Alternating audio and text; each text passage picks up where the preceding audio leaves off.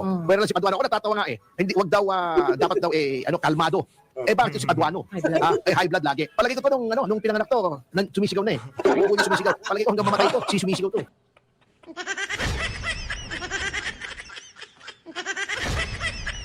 Yung klase talaga mo pala. Pinaglihi sa sama ng loob ito eh. Yung may mga sinasabi nun, pinaglihi sa sama ng loob. Ayun. Ito naman si Abante, irrelevant naman. Ha? Legislative inquiry, magkukuto ng pariseyo. Pinaglihi sa Pariseyo. Kumusta ho kayo lahat dyan mga kababayan? Welcome back sa PH Update. Muli ho tayong nagbabalik sa panibagong reaction video. Dito sa video na to, pag-usapan ho natin ang mga punto de vista nitong si Attorney Ferdy Topacio kaugnay doon sa dinaluhang hearing nitong si dating Pangulong Rodrigo Duterte dyan sa House of Representatives. At itong mga punto de vista nitong si Attorney Salvador Panelo, grabe, napakahusay ho talaga. No? Ibang klase hong mag-analisa itong si Attorney Sal Panelo, no? Kaugnay sa mga kaganapan ngayon sa ating bansa. Shoutout ho muna natin, SMNI at itong si Ma'am Hana. No? Maraming salamat ho. Palakpakan ho muna natin. Again, kayo ho, inaanyayahan kong mag-subscribe dyan sa SMNI News at dito kay Sir Ibi Hugalbot. No? Gusto ho natin bigyan ng matinding exposure as much as possible. Kasi sila ho talaga yung mga makakatuwang natin sa papalapit na eleksyon, lalo-lalo na ang SMNI. No? Kailangan ho nating suportahan at ibahagi, i-share yung mga content ng mga ng mga YouTube channel para talagang pagdating ng eleksyon handa na ho, kumbaga talagang solido na ika nga. Ayun na nga mga kababayan, pero bago ang lahat ng yan para sa mga kasama natin dito sa PH Update, isang like lang ho at isang subscribe, masaya na ho tayo dyan. Intindihin nyo lang ho yung ating pinag-uusapan, sapat na ho sa atin yan. Pero para ho doon sa mga kababayan natin na talagang nag-e-extra effort sa pagpapakita ng suporta sa ating mga ginagawang reaction video, shoutout ho muna natin. Una na ho dyan, itong si Ma'am Elizabeth Linsangan. Ma'am Elizabeth, maraming salamat ho sa napakatinding suporta nyo sa PH Update. Salamat ho sa $10. Palakpakan ho natin. Itong si Ma'am Elizabeth Linsangan. No? Itong si Ma'am Elizabeth, isa ho talaga siya sa mga talagang miyembro na ho yan at tapos nagpapakulay po ho dyan sa comment section. Maraming salamat, sobrang na-appreciate ko ho. Ma'am Elizabeth. At dito kay Sir Joel Arellano, naku, yan si Sir Joel, napakakatinding niya. Palakpakan ho natin. Mega love shoutout, kapatid. Maraming salamat sa napakatinding suporta mo sa PH Update. At mega love shoutout din ho dito kay Raymond Silot. Maraming salamat. Mega love shoutout. Nasa Pilipinas po siya pero tuloy-tuloy pa rin sa pagpapakulay. Maraming salamat sir. Mag-ingat po kayo kung nasan dako man ho kayo ng Pilipinas. At mega love shoutout syempre isa sa pinakamagandang taga-subaybay natin dito sa PH Update. Hindi natin pwedeng makalimutan itong si Ma'am Connie Rasos. No? Maraming salamat. Ingat po kayo dyan sa UK o pounds yung pera, hindi ko natin alam. Maraming salamat madam taga saan ho ba kayo? Comment nyo sa baba. By the way kung gusto nyo i-comment yung lugar nyo dyan pag pipili ho tayo, isa-shoutout mo natin. Ma'am Connie, isa sa pinaka magandang taga-subaybay natin. Palakpakan ho natin. Siyempre, kasama ho niya itong si Ma'am Cathy Binag. Sila yung mga kumbaga pagdating sa pagandahan, mga heavyweight yung mga yan, nga. Pero sexy. Ayun na nga mga yan na nga ba sinasabi natin? Parang si PH Update, gumagawa lang ng reaction video para makakita ng mga magagandang nanonood sa kanya. Paano natin? Ay, yung mga kababayan natin napakatindig ang sumuporta. Ito, unahin na ho muna natin itong naging talakayan itong si Attorney Panelo. Subaybayan nyo, puntahan nyo SMNI News. Makakatuwang ho natin yan sa papalapit na eleksyon dahil sigurado yung mga ikakandidat ay isusuportahan niyang SMNI yun yung mga kandidato na talagang merong tunay na pagmamahal para sa ating bansa. Eto mga kababayan, wala na maraming cheche-bureche. Ika nga, rekta na ho tayo kay Ma'am Hana at dito kay Attorney Salvador Panelo. Ging! Hello sa mga nanonood sa ating programa. Of course, Attorney Sal, may nagpapa-shoutout pala sa'yo. I-shoutout natin si PH Update na lagi nakatune in sa programa natin, Attorney Sal. At Bigla naman akong natouch kay Ma'am Hana. Palakpakan natin tong si Ma'am Hana. Talagang sinautout tayo ni Ma'am Hana. Ma'am Hana, maraming salamat. Maraming salamat. No, mabuhay ang SMNI. Palakpakan ho natin tong si Ma'am Hana. Subscribe SMNI News. Kay Sir Ibi Hugalbot. Lahat ng mga kapanalig natin at kasama natin dito sa laban na to para maibulgar ang mga kabaluntunahan, kabuktutan na pinaggagawa nitong administrasyon na to. Saludo Ma'am Hana. Saludo. Maraming salamat. Palakpakan ho natin. yung komento niya, nire-recognize yung galing mo sa pagbibigay ng komento patungkol sa mga mahalagang issue sa ating bayan. And speaking of Maraming salamat ho sa pa-shoutout Ma'am Hana. Isang malaking karangalan ho na mabanggit man lang yung ating YouTube channel nitong mga ganitong klaseng individual kagaya ni Ma'am Hana, marinig nitong si Atty. Panelo. Ano ho sila yung pagdating sa pag-aanalisa at paghimay sa mga kaganapan sa ating bansa, hindi ho kayang gawin ng mainstream media ang ginagawa ng mga pinapanood nating mga individual na dito. Yang si Sir EB, yang si Atty. Ferdy Topacio, Atty. Salvador Panelo. Hindi ho kayang gawin ng mainstream media yan. Kaya ano pa hong hinihintay nyo? Sugurin nyo na ho yung mga issues, Attorney Sal, every Monday, may column ka sa The Manila Times, itong Counterpoint, and this is the second part. Doon sa, binigay mo na paliwanag patungkol doon sa, di ba, humarap sa Quadcom Committee at maraming nag-arise na mga issues. Yung sabi mo, may ni-raise up ka ng mga bago, yung iba ni-recycle na. Patungkol pa rin ito doon sa extrajudicial issue at sinasabi nila na ina-admit daw ni former President Rodrigo Duterte. This second part, Attorney Sal, sabi mo, fixated sila sa na para ma-incriminate ang former president. What's your take on this, Attorney Sal?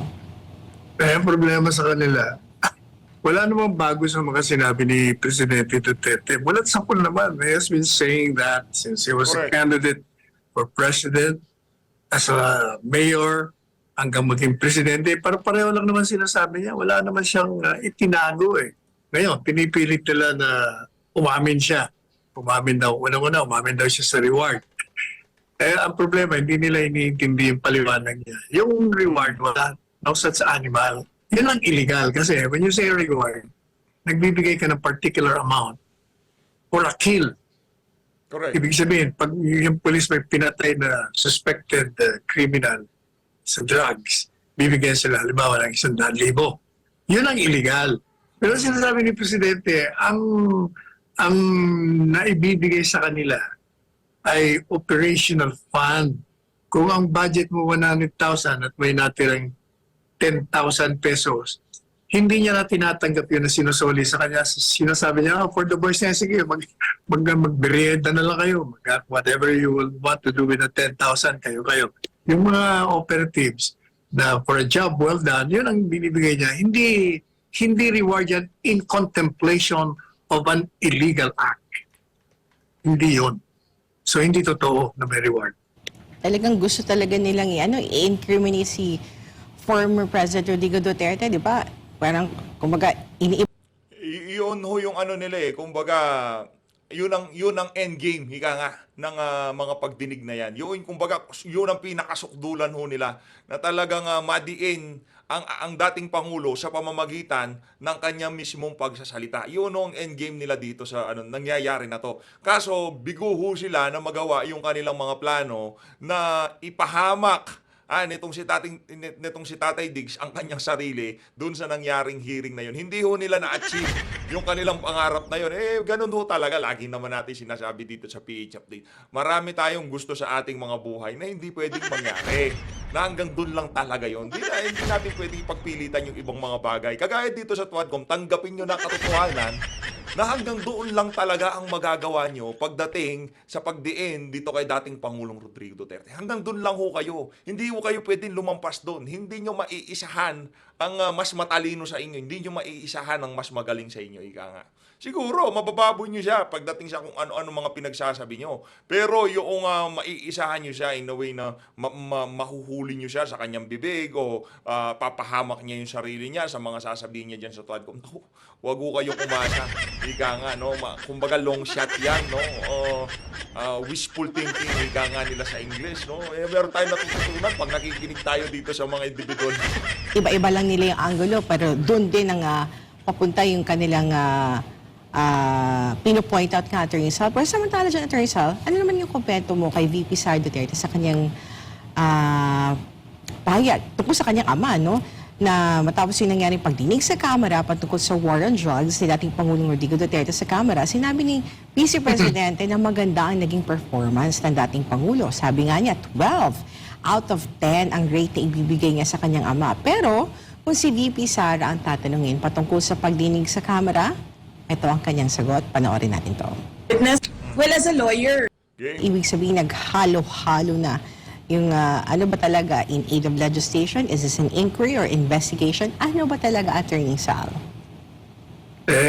Ang gusto lang talaga nila, they were trying to exact an admission that will fall under extrajudicial confession. Yung Sa kanila, nakakalimutan nila na number one, yung extrajudicial confession has certain legal requirements. Number one, it should be given outside of judicial proceeding. Number two, it should be hindi, teka lang makinig ho muna. Makinig ho muna yung mga congressman na nagdudunong-dunungan dyan na hindi naman abogado, pero kung makaasta dyan sa tuwad ko, may parang mga abogado. Kesyo, ano daw, extrajudicial confession, yung kung pipirma itong si Tatay Digong. Para sa'yo, Luistro.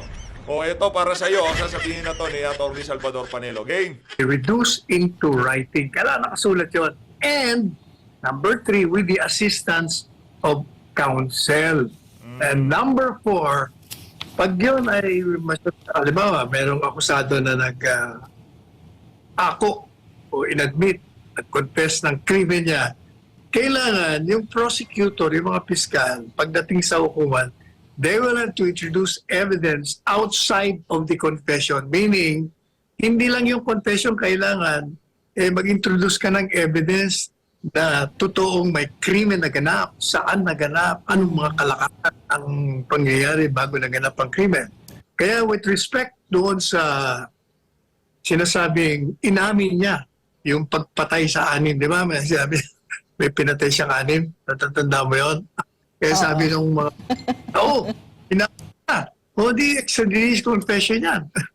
O unang-una, alam mo, sabi ko sa article ko, yung pag-amin na yan, you can look at it in two ways. Either it's a bluster, an exaggeration, para to strengthen, palakasin yung myth or legend niya na killer siya. Bakit? Kasi yun ang ginamit niya para takutin ng mga kriminal sa Davao. At yun din ang ginamit niya bilang presidente. Kaya lalo niyang pinalalakas yun sa pamamagitan ng pagkikwento na mamamatay tao siya ng mga kriminal. O, yan. Kumbaga, kinikilabutan itong mga masasamang elemento na to pagka naririnig nila yung mga ganong pronoun sa Tatay Digong.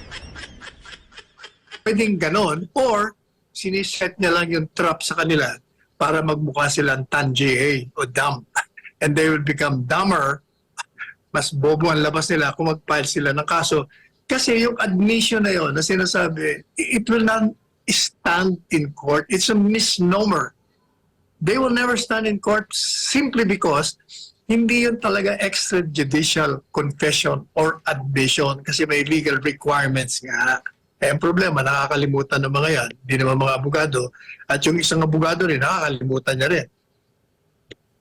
Oo, kasi ano mo, Attorney Sal, yung mga law student nga, laging nanonood sa, may mga maraming law student, Attorney Sal, na nanonood sa programa mo. And some of them were asking me kung sapat na ba ang isang pahayag when you done it publicly, when you are televised, or katulad ng former President Rodrigo Duterte sa isang hearing sa camera, ay kailangan na ay pwede nang gamitin as evidence against him. Pero ang titingnan pa rin ba ng Korte, Attorney Sal? Hindi yung mga sinabi niya, kundi kung ano yung magiging ebidensya para tumayo yung mga accusation laban sa kanya? O, kung i-konkreto natin yung gaya na sinabi niya, I killed 6 criminals. Tinanong siya, ano mga pangalan nun? Ba't ko naman tatanungin pa mga pangalan nun? So, Galing talaga nitong magpaliwanag nitong si Atty. Panelo. magpapile ka ngayon. Dahil inamin mo, pinatay mo pala anin. So magpapile ka ngayon sa piskalya.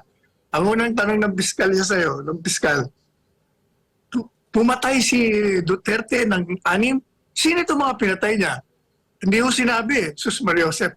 Hindi sabi ng piskal, sira pala ulo niyo Paano ko naman ito uusigin? Wala naman palang pangalan Hindi ko alam kung sino ba itong mga tao ito. Kasi kailangan nga, maliban doon sa inako mo, kailangan ipakita mo ron sino ba yung mga pinatay. Kailan ba pinatay yan? Saan ba nangyari yan? Baka wala pa akong jurisdiction niya kung totoo ba. Kailangan malaman natin ang mga kalakaran surrounding the murders. Otherwise, ano mangyayari? Useless. Samantala, Atty. Sal, nanindigan si Vice President Sara Duterte na hindi pa rin siya dadalo sa anumang pagdinig na gagawin ng mga kongresista kung bakit, alamin sa balita ni Sheena Torno. Okay. Ayun, Atty. Sal, ano masasabi mo sa naging pahayag ni VP Sara? Tama naman yung sinasabi niya. Yung tinatanong. Pangalawa, pwede naman siyang gumawa na lang ng sinumpang salaysay. Under oath din yun. Pagpaliwanag kung ba't hindi na siya pupunta. Pangatlo, yung kanyang sinumiti noon, nagkaroon siya ng presentation. Item for item. Kung anong gagawin niya doon sa budget. Naipaliwanag na yun eh. Pagdating naman doon sa mga kine-question nilang confidential funds, natalakay na rin yun. Kaya ayaw niya nga sagutin. Kasi tapos na yun. Nagdesisyon na nga sila na wala ng confidential funds. Pangapat, yung kine-question nila na COA, hindi pa naman pinalyon. Kaya hindi dapat pinag-uusapan. And Attorney Sal, medyo curious yung mga kababayan natin sakaling kung katuloy yung hindi pagdalo ni VP Sara, iniisip nila, posible bang i-contempt siya ng mga mambabatas? Sabi naman nila, hindi naman daw nila i-contempt. And I don't think Samantala, Sa tingin ko ano naman 'yon, tansyado na nitong mga ano na to, nitong mga politiko na to na itong mga nasa Tuadcom na hindi nila basta-basta mako-contempt itong si dating Pangulong Rodrigo Duterte, no. Hindi nila basta-basta gagawin 'yon. Alam ho nila alam nila ang ikakapahamak nila. Alam nila ang ikakapahamak nila, di ba? O dito ho tayo kay Sir Ibi Sir Ibi. Game. Pwedeng gawin yun. Legislative investigation. Yes. Aware si Duterte ng gano'n. Siyempre, fiscal yun eh. Abogado yun eh. Grabe yung Quadcom kahapon. Masaya. Ang pinaglaruan lang sila ni Pangulong Duterte. Noon, Nakakatawa pinaglaruan ako. lang. Talagang pinakita nila na sila ay walang alam. Hindi, natatawa ko na bakit nila inimbisigahan si Pangulong Duterte kung may kasalanan siya sa krimen o hindi. Kaya tinatawanan lang sila eh. Di ba, sinabi na ng hukuman, paulit-ulit na, hindi yata pumapasok sa kukote. Nitong mga, nasa Quadcom, kasi mahihina ang kukote. O hindi ko malaman kung mahina ang kukote, o talagang, hindi lang, clueless lang sila. O talagang ang pakay lang nila ay busitin si Duterte. Kaya ang masama nun pag na-high blood yun, baka biglang bumitaw eh. Yun nakakatakot eh. Ay, hindi naman siguro sila na-high blood eh. Kasi, sinabi na ng Korte Suprema, ang legislative hearing ay hindi hukuman. Hindi ito NBI na iniimbestigahan ng krimen, hindi ito pulis, hindi ito piskalya. Kukuha ka lang ng impormasyon para ikaw ay makagawa ng batas. Yung EJK, ano pa bang kinukuha nilang batas? Tama. Di ba gumawa na sila? Di ba? Yung kabubuhang EJK ni Dan Fernandez, ni Akop, di ba? Ni, sino pa ba? Ni Barbers. Sure. Ano yan? Kumbaga pag bumabalagbag ho yan, parang nag-aararo sa bukid, yung talagang nang mawasak ho yan si Attorney Ferdy Topacio. Kaya pagka nagsasalita din ho yung mama na yan, marami rin hong nakikinig sa kanya, maraming sumusubaybay, maraming talagang naghihintay ng mga punto de vista niya pagka mayroong mga controversial issue sa ating bansa. Yan si Attorney Ferdy. Itong si... Huwag kang magpanggit ng pangalan. Alin? Kanila naman talaga yung batas eh. Di ba kiniklaim nila? Ba't Ayan. babanggitin? Di ba nakikita sila dala-dala nila yung batas? Bakit hindi ko babanggitin yung pangalan nila? Proud sila sa batas nila eh. Hindi nila alam nakakatawa yung batas. Diba? Nag-init niya ako. Di ba diniscuss na natin? Opo. Ang pinagbabawal nila ay EJK. Bawal na naman talaga ang EJK eh. Extrajudicial killing. Lahat po ng pagpatay na hindi pinag-uutos ng hukuman, extrajudicial killing. Pag wala bang batas na nagbabawal sa pagpatay? Meron! Revised Penal Code. Wala bang batas na nagsasabi na kapag public official ay ang gumawa ay maximum penalty, aggravation yan. Pag public official. Pag wala bang batas na nagsasabing pag may reward system ay yan ay murder. Meron na. Revised Penal Code. Aggravated ang homicide to murder kung by in consideration of a price, reward, or promise reward system. So, inutil po. After 11th na yata yung kahapon, Opo. Pang 11 after so many hearings, yun lang ang nagawa nyo? Yung EJK bill na kabubuhan? Ay, sayang ang pera namin sa inyo. Di ba? Sayang ho talaga yung pera natin dyan sa Tuadcom na yan. Kaya kailangan, kung gusto naman nilang pagpatuloy, baka yun ang mission nila sa buhay. Mag-coops, di ba? Wala tayong magagawa. Kung yun ang gusto nilang ubusin ng kanilang mga oras dyan sa pagbanat na yan kay Tatay Digong. Tuloy. Sayang ang perang ginastos nyo para Jollibee. Yung kakakain sa amin, ha? Sayang yung Jollibee nyo. Kasi wala po kayo nagagawang batas. Kahapon, Kala nyo, ginigrill nyo si Pangulong Duterte. Yun bang mga kinukuha nyong impormasyon kay Pangulong Duterte kailangan para gumawa kayo ng batas? Hindi na, bakit? Nasagot na yun, nakuha nyo na kay Garma, yung sinasabi nyo reward system. Nakuha nyo na yung kinukuha nyo kay Grijaldo, na ayaw naman bigay ni Grijaldo. Na matingin ko, madedemanda kayo dyan. Parang tingin ko lang sa aking bolang kristal. Inyo, ang aking bolang kristal ay dalawa. Dalawang bola. Bolang kristal. Pagka gusto kong malaman kung anong mangyayari sa yung hinaharap, tumutungo ako. Ang bolang kristal na dalawa. Kinakalog-kalog ko. Dyan pa. Pero attorney, thankful, Kakalog-kalog. thankful kami sa inyo kasi mas naunawaan namin ang paliwanag mo actually. Ako gusto kong mabalik yung yung death penalty. Halimbawa, ngayon paano nila gagawa ng batas yun? Ewan ko, kung dinidiscuss nila, ano nyo, kahapon nga natatawa ko, tinatanong niya, answer daw, yes or no. Hindi mo pwedeng gawin yun. Legislative investigation. Sabihin, aware si Duterte ng gano'n. Siyempre, piskal yun eh. Abogado yun eh. Bakit ba pinofocus nyo sa kanila kung may guilt siya ng krimen? Hindi po trabaho ng legislature yun. Kahit itong si Attorney Ferdy Topacio, iba yung tingin niya kay Tatay Digong pagdating sa usapin ng batas. Yung respeto, yung pagkilala na talagang yung mama na yan, mahusay sa larangan ng batas, wala akong question doon pagdating dito sa mga mahuhusay na abogado. Pero doon sa mga nag-aabu-abugaduhan lamang, yung naggagaling-galingan lang dyan sa tuwan ko, hindi naman ho sila mga abogado, hindi sila naging mayor, wala, yung experience ni Tatay Digong, ilan, 40 taon sa politika, wala ho silang ganun.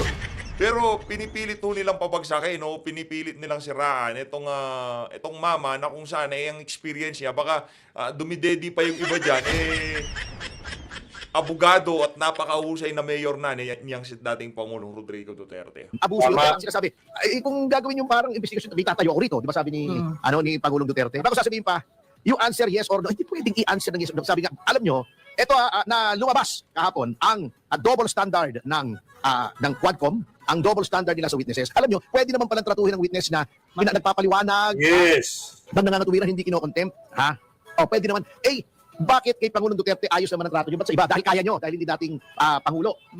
Dahil naalangan kayo, okay, sasabihin nila, hindi, kasi dating Pangulo yan, entitled to courtesies. Pero, may equal protection clause po tayo sa Constitution. Every person similarly situated should be similarly treated. Anong similar situation ni Pangulong Duterte sa ibang mga witnesses? They're all resource persons. Okay. So aside from the equal protection clause, meron po specific na nakalagay sa Constitution, dapat tinatrato with respect at dignity ang resource person in a legislative hearing. Ito, dating Pangulo, di niya masigawan.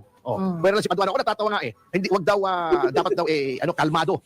Bakit si Paduano? High blood lagi. Palagi ko pa nung pinanganak to, sumisigaw na Kung sumisigaw. Palagi ko hanggang mamatay to, sumisigaw to.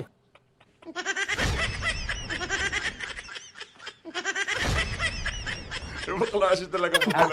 Pinaglihis sa sama ng loob ito Yung may mga sinasabi nun, pinaglihis sa sama ng loob. Ito naman si Abante, irrelevant naman, Legislative inquiry, magkukuto ng pariseyo. Pinaglihis sa pariseyo. Ito naman si Luis Tro, nakita pa kami kanina umaga sa show. By chance.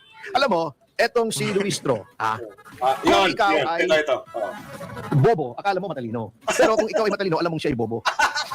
Sino mo? Sinasabi.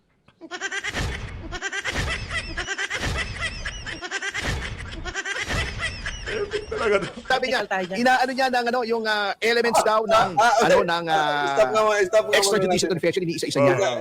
Extrajudicial. Balik muna natin.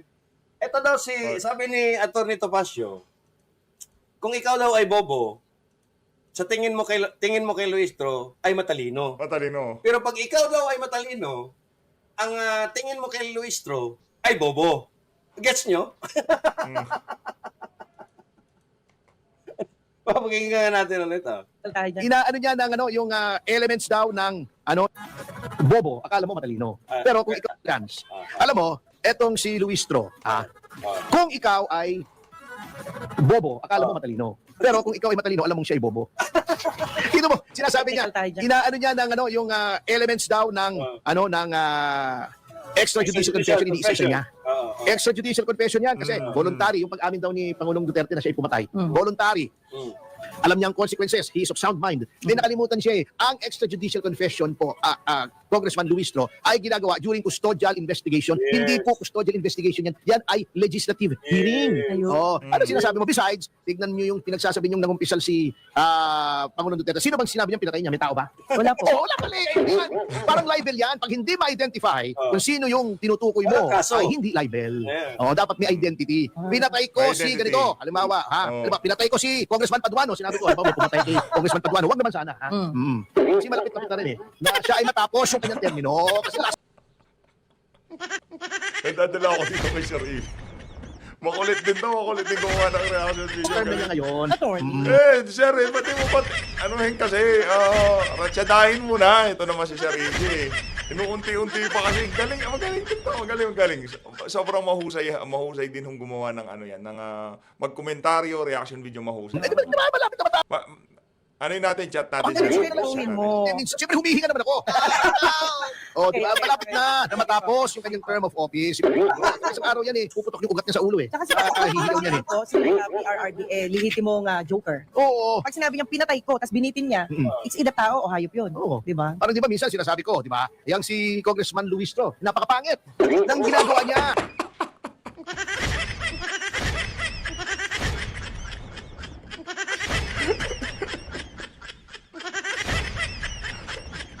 Ayoko. Hindi ko pa ako napanood yan. Hindi ko pa napanood. Kumbaga, sabay-sabay ho tayo sa experience. Sa mga resource persons. So, isang, hihinga ka eh. Oo. Pero alam mo, isang napagtanto ko dun sa, dito sa Quadcom hearing kahapon. Di ba nandun si dating Senator De Lima? Opo. Mukha talaga sila ni Congressman Luis. Ano? Oh, hindi naman masama yun. Di ba maganda? Hindi, di ba? Di ba sinasabi ko magkita sila? Magkamag-anak sila ng malayo. Magkamukha nga, itong si Luis Trot, itong si Dilima. Maganda. Ang dami na nagkakagusto sa kanya, di ba? Si Dayan. Mario Yun eh. O, hindi ba naman maganda yun eh? Magkakagusto ba naman? Yung mga macho yun eh. Mga macho papa yun eh. Mario Joseph. Pero nanonood ngayon si Congressman Luistro kasi sabi niya binabantayan daw niya yung programa mo. Kaya nga sinasabi ko eh. Oo. Para naman, hindi naman sayang yung pagbabantay niya. Naririnig niya yung pangalan niya, di ba?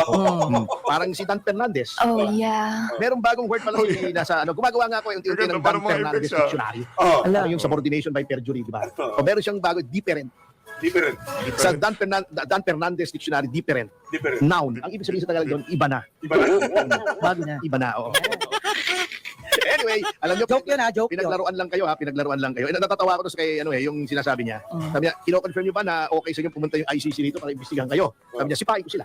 O kino-confirm ba niyo pa yung sinabi ninyo kay Congressman Manuel na pag binigyan ko ng pamasahe pupunta kayo sa ICC para magpaimbestiga, sipain ko rin sila. Punta ako doon, sipain ko rin sila. Ay, Yun nako. lang yung response niya. Tapos si Manuel naman, sinasabi, anong pinagamitan sa confidential funds? Confidential nga eh! Which part of confidential do you not understand? Oh my Yung confi o yung dential?